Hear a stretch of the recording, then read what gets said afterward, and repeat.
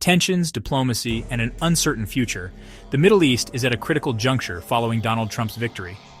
With Gaza reeling from months of conflict, Hamas has issued a call for an end to war, injecting new urgency and unpredictability into the region's already volatile landscape. Good day, Twisted News viewers. In a stunning development following Donald Trump's 2024 election victory, Hamas has called for an immediate cessation of hostilities in Gaza and laid out a vision for Palestinian statehood. With more than 43,000 people killed in Gaza since the conflict erupted in October 2023, including thousands of women and children, this plea marks a significant turn in the narrative. But what does it mean for the region and Trump's impending administration? Let's break it down.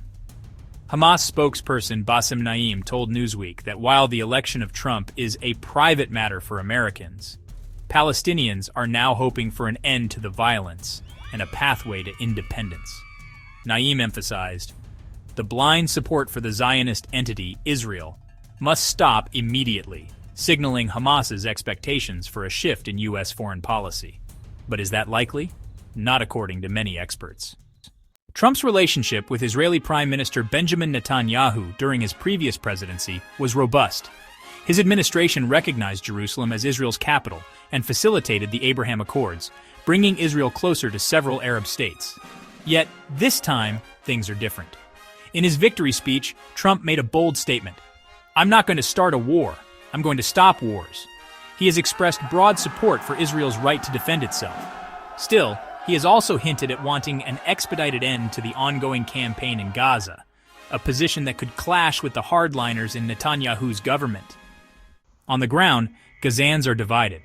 For many, the end of Joe Biden's presidency signals uncertainty. Muhammad Al-Farah, a mechanic from Rafah, told reporters he holds a sliver of hope that Trump might broker economic and strategic agreements that could benefit Palestinians. Others, like Mohammed Al-Amasi, are far less optimistic, fearing that Trump's return means a stricter stance with no concessions for Palestinian autonomy. What was the reaction from Israel?